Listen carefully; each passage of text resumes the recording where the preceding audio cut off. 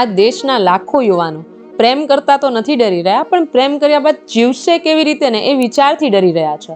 કારણ કે જ્યારે બે પુખ્ત વયની વ્યક્તિઓ એકબીજા સાથે કાયદેસર રીતે લગ્ન કરે છે, ત્યારે એને સૌથી વધારે ખતરો સરકારથી કે કાયદાથી નથી હોતો. અને ખતરો હોય છે પોતાના જ પરિવારથી, પોતાની જ જાતિથી, અને આ જાતિઓ દ્વારા ચલાવવામાં આવતી પંચાયતોથી અને સત્તાવાદી ટોળકીઓથી. આ આપણો જે વિડીયો છે એ કોઈ લાગણી આધારિત વિડીયો નથી. આ વિડીયો સંપૂર્ણપણે બંધારણ આધારિત, કાયદા આધારિત અને ખાસ કરીને તમારા અધિકાર આધારિત છે. જો લવ મેરેજ ગેરકાયદેસર નથી તો પણ આજે સમાજનું બંધારણ ભારતના બંધારણથી ઉપર કેમ? એક દીકરી કે જે પ્રેમ લગ્ન કરે છે એ એના પિતાની નજર સમક્ષ જ એના પતિને જીવ ગુમાવતો જોવે છે. આને તમે શું કહેશો? સમાજનું ગૌરવ કે પછી સમાજની નિષ્ફળતા? આ કોઈ ફિલ્મી ઘટના નથી, આ આપણા ગુજરાતની હકીકત છે. દીકરીએ માત્ર ને માત્ર પોતાની મરજીથી પ્રેમ લગ્ન કર્યા હતા. એણે કોઈ કાયદો નહોતો તોડ્યો, એણે કોઈ ગુનો નહોતો કર્યો, પરંતુ આ જાતિ અને કાસ્ટ નામનું ઝેર જે આપણે સમાજમાં વ્યાપી રહ્યું છે, એણે એના પિતાને પિતા ન રહેવા દીધો. પોલીસની હાજરીમાં દીકરીની સામે એના જ પ્રેમને, એના જ પતિને રહેસી નાખવામાં આવ્યો. દીકરીએ માત્ર ને માત્ર પોતાની મરજીથી પ્રેમ લગ્ન કર્યા હતા. ન તો એણે કોઈ કાયદો તોડ્યો હતો, ન તો એણે કોઈ ગુનો કર્યો હતો, પરંતુ આ જાતિ અને કાસ્ટ નામના ઝેરે એના પિતાને ન પિતા રહેવા દીધા. પોલીસની હાજરીમાં દીકરીની સામે સમાજની આબરૂના નામે એના પતિને, એના પ્રેમને રહેસી નાખવામાં આવ્યો. આ સમયે એના હાથમાં પિતાનો હાથ નહોતો, પણ એને મળ્યું શું? માત્ર ને માત્ર સમાજ નામની તલવાર. આ વિષયમાં ભારતીય બંધારણ શું કહે છે? ભારતીય બંધારણની આર્ટિકલ 21 કહે છે કે જીવન અને સ્વતંત્રતા એ દરેક વ્યક્તિનો મૂળભૂત અધિકાર છે. લગ્ન એ ફંડામેન્ટલ રાઇટ છે. ભારતીય બંધારણ આ વિષય ઉપર શું કહે છે? ભારતીય બંધારણની આર્ટિકલ 21 કહે છે કે દરેક વ્યક્તિને જીવન અને સ્વતંત્રતાનો મૂળભૂત અધિકાર છે. લગ્ન એ દરેક વ્યક્તિનો ફંડામેન્ટલ રાઇટ છે. અને પ્રશ્ન તો એ ઊભો થાય છે કે શું આજે આબરૂના નામ ઉપર અહંકાર કરનાર સમાજ બંધારણથી પણ ઉપર છે? કે પછી આ બધું માત્ર જાતિના નામ ઉપર ચાલતી મનમાની છે? કારણ કે જ્યારે તમારા ઘરનો દીકરો કોઈ બહારના રાજ્યમાંથી કે બહારની કાસ્ટમાંથી છોકરીને લઈને આવે છે, ત્યારે તો તમને કંઈ જ વાંધો નથી. આ તમામ ભેદભાવ તમને ત્યારે જ યાદ આવે છે કે જ્યારે દીકરી પોતાના મરજીથી પ્રેમ લગ્ન કરે છે. અહીંયા પણ પોલીસ હતી, પરંતુ સુરક્ષા ન હતી. કાયદો હતો, પણ અમલ ન હતો.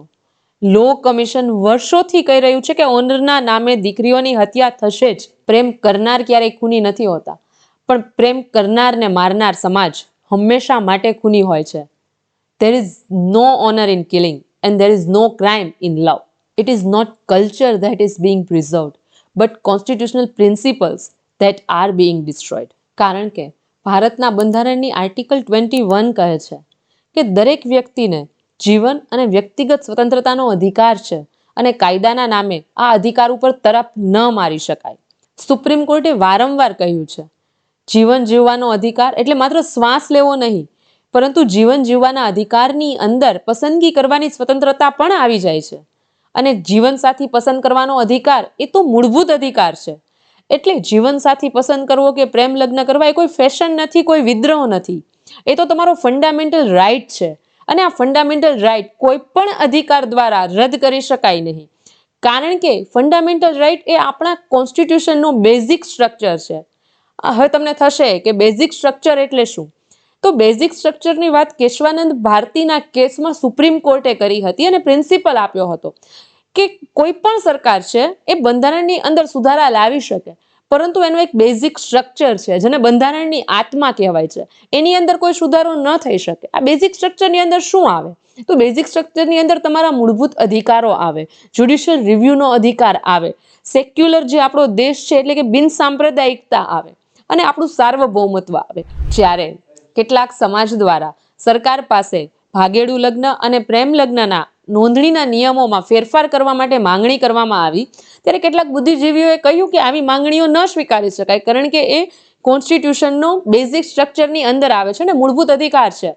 ત્યારે કેટલાક લોકોએ એવી પણ દલીલો આપી હતી કે જ્યારે અનામત આંદોલન થયું ગુજરાતની અંદર, અને અનામત આંદોલનમાં પણ એવું કહેવામાં આવતું હતું કે એક પ્રમાણથી વધારે અનામત આપવી એ બંધારણથી વિરુદ્ધ છે અને એના માટે અનામત નહીં આપી શકાય, પણ આમ છતાં અમે આંદોલન કર્યું ને અનામત અમે અપાવી. પરંતુ અહીંયા તમારે ફરક સમજવાની જરૂર છે કે જે અનામત આપવી ન આપવી એ સરકારની પોલિસીની વાત છે અને એની અંદર બેઝિક સ્ટ્રક્ચર ડોક્ટ્રીન છે નથી લાગુ પડતું. પરંતુ હાલ જે આપણે પ્રેમ લગ્નની વાત કરીએ છીએ તે સંપૂર્ણ રીતે વ્યક્તિગત મામલો છે અને તમારો મૂળભૂત અધિકાર છે. આ અધિકાર તમારી પાસેથી કોઈ છીનવી ન શકે, કારણ કે આ અધિકાર એ કોન્સ્ટિટ્યુશનની આત્મા એટલે કે બેઝિક સ્ટ્રક્ચરનો ભાગ છે. અત્યારે સમાજ કહે છે કે લગ્ન કરવા માટે માતા પિતાની સહમતિ હોવી જરૂરી છે, પરંતુ કાયદો તમને આમ નહીં પૂછે. પણ કાયદો માત્ર તમને એટલું જ પૂછશે કે તમે પુખ્ત છો કે નહીં, તમે માનસિક રીતે સક્ષમ છો કે નહીં.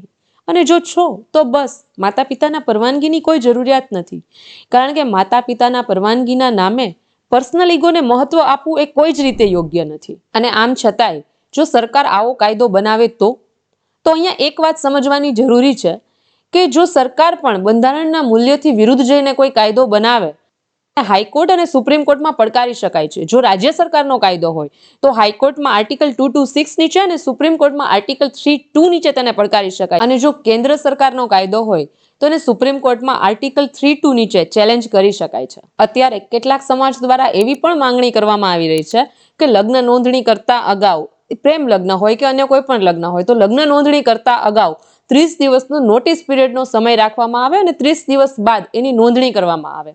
પરંતુ એના શું દુષ્પરિણામો આવી શકે એ આપણે લો કમિશનના 242માં રિપોર્ટથી સમજવું જોઈએ. લો કમિશન એટલે એક એવું કમિશન છે કે જે આગામી સમયમાં આપણા દેશમાં શું કાયદાઓ બનવા જોઈએ અથવા તો કાયદામાં શું સુધારાઓ થવા જોઈએ એ અંગેની એડવાઇસ સરકારને આપતી હોય છે. લો કમિશને એના 242માં રિપોર્ટમાં સ્પષ્ટપણે કહ્યું છે કે આ જે 30 દિવસનો નોટિસ પીરિયડનો સમય છે એનો ઉપયોગ ધમકાવવા માટે, મારપીટ કરવા માટે, ઓનર કિલિંગ માટે અને સામાજિક બહિષ્કારના નામે મિસયુઝ કરવા માટે થાય છે.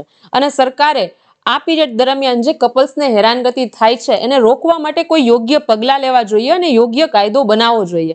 પરંતુ આજ દિન સુધી સરકારે એ બાબતે કોઈ જ પગલાં નથી લીધા અને સરકાર એ બાબતે સંપૂર્ણપણે મૌન છે. એટલે જેમ સ્પેશિયલ મેરેજ એક્ટની અંદર જે નોટિસ પીરિયડ છે એનો જે મિસયુઝ થાય છે એવો મિસયુઝ આ કિસ્સાઓમાં પણ થઈ શકે. અને જો પ્રેમ લગ્નમાં પણ માતા પિતાની સહમતિને ફરજિયાત બનાવવામાં આવે અને 30 દિવસનો નોટિસ પીરિયડ આપવામાં આવે તો તેનો પણ કેટલી હદે મિસયુઝ થાય, કારણ કે તેની અંદર છોકરાઓ છે એની સામે અપહરણ, રેપ જેવી ફરિયાદો નોંધાઈ શકે છે, કપલની હત્યાઓ થઈ શકે છે, મારપીટ થઈ શકે છે, કારણ કે ઓનર કિલિંગથી તો આપણે બધા જ જાણકાર છીએ. જો કોઈ પ્રેમ લગ્ન કરે તો તેનો સામાજિક બહિષ્કાર કરવો એ તો આજકાલ ફેશન જેવું થઈ ગયું છે. લો કમિશનને આ બાબતનો અણસાર અગાઉથી જ આવી ગયો હતો. એટલા માટે જ 2011ની અંદર લો કમિશને આપણી સરકારને સજેસ્ટ કરેલું હતું કે સમાજના નામે જો કોઈ સભા મળે અને આ સભાનો એજન્ડા એવો હોય કે એની અંદર પ્રેમ લગ્ન કરેલા વ્યક્તિઓની નિંદા કરવામાં આવતી હોય, કન્ડેમ કરવામાં આવતી હોય અથવા તો તેની સભાની અંદર સામાજિક બહિષ્કાર જેવા નિર્ણયો લેવામાં આવતા હોય તો આ સભાના દરેક સભ્યને 6 મહિનાથી લઈને 1 વર્ષ સુધીની સજા થવી જોઈએ. કારણ કે લો કમિશનનું કહેવું છે કે નબળા અને સંવેદનશીલ લોકોનું જીવન સત્તાવાદી જાતિ પંચાયત ઉપર છોડવું ન તો બુદ્ધિપૂર્ણ છે ન તો સામાજિક રીતે યોગ્ય છે. પણ આ વિશે સરકારે શું કર્યું? સરકારે માત્ર ને માત્ર અત્યાર સુધી મૌન જ સેવ્યું છે. પ્રેમ ક્યારેય જાતિ નથી જોતો. Love doesn't recognise caste. Hindu marriage act નીચે પણ લગ્ન કરવા માટે એક જ શરત છે કે તમે હિન્દુ હોવા જોઈએ. તમે કઈ જાતિમાંથી આવો છો, તમે કોઈ કાસ્ટમાંથી આવો છો, એનાથી કોઈ ફરક નથી પડતો. તો પછી આ સમાજ કોણ છે જે જાતિના નામ પર વ્યક્તિગત સ્વતંત્રતાનો અધિકાર છીનવે છે? આવા તુગલકી ફરમાન જાહેર કરતા સમાજોએ જાણી લેવું જોઈએ કે આ દેશ બંધારણથી ચાલે છે, કોઈ જાતિ કે પંચાયતથી નહીં. પ્રેમ કરવો એ ગુનો નથી, લવ મેરેજ કરવો એ કોઈ અપરાધ નથી અને કોઈ પણ કાયદો દેશના બંધારણથી મોટો તો નથી જ.